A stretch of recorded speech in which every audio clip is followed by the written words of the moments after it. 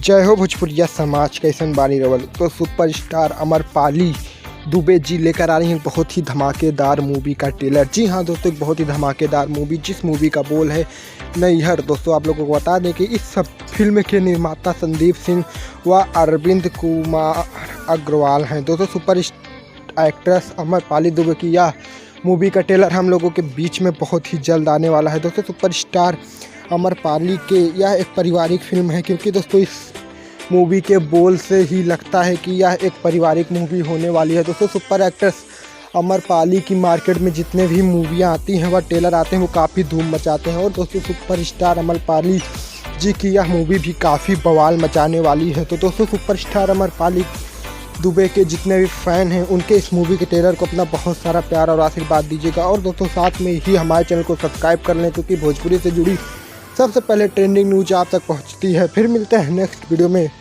जय हिंद, जय भारत, जय भोजपुरिया जहान।